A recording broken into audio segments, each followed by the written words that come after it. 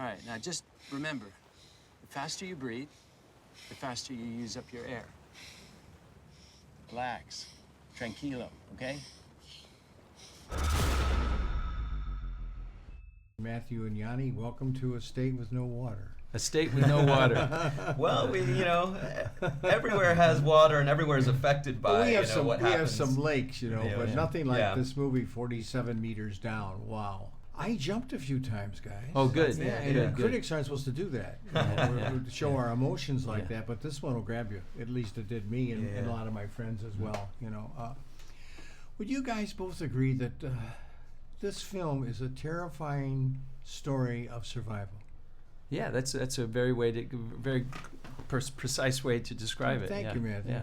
It really is, but it's also, I feel like, underneath that, a metaphor for the environment kind of biting back, and it's about these humans who kind of go into a situation without the proper respect or training and with no real deference to the shark's environment, and they sort of suffer the consequences. And I'm hoping that audiences kind of come away from watching the film with that notion that we really need to think about respecting the oceans, preserving the oceans. I'm glad you said that, because your character, Lewis, Yeah. it's all his fault.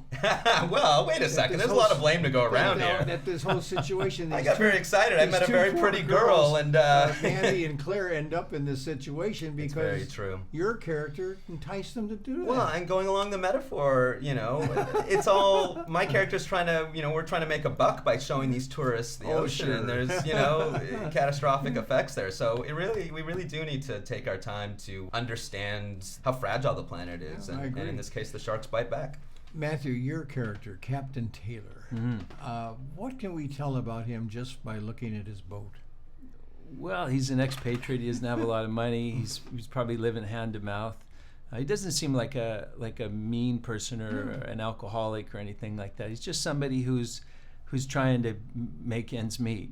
In the script, his boat was described as much, much worse than what it actually is in the film. And I had a chat with the director in the art department before I got down there, and said that I wouldn't believe it that if these two girls came to the boat and that they'd take a chance if the boat was as bad as it's described. So they cleaned it up a little bit. Yeah. And it was, this is what David Letterman used to call stupid human tricks. And the idea that you'd go out in a boat and dump blood in the water and put people in a cage. Yeah, why would people do something? Why would people? But they do. They do it. They do it all the time, and they dump blood in the water to attract sharks to catch them and kill them. Unfortunately, there's about 100 million sharks a year killed simply for their fins. They cut their fins off and they dump the shark back in the water, and of course it can't survive without its fins. It can't navigate the water, and it's a horrific thing that's happening across the globe right now. Yeah, I just have a feeling that if you did a backstory on Captain Taylor, it could be pretty interesting. Yeah, And maybe that'll be the sequel or the prequel. The See prequel, where, how he ended I have up. a feeling he's How lived he a ended up pretty there, yeah. interesting life. Yeah. But I just thought the stunt work of the girls, the cinematography, the photography itself, just incredible. It's borderline heroic. I mean, they were underwater for the better part of a month, day in, day out, 8, 10, 12 hours a day, without breaks. We heard some pretty funky stories about what the water would be like by the end of the shoot day. They were putting broccoli in it to make it seem like it's all murky and so on, but then also you got to choose your bathroom breaks wisely, and Have either one of you scuba dived? I have. You have? Yeah. I grew up scuba diving down in Imperial Beach and San Diego area. We used to go, we'd say, we'll meet you at the pipe.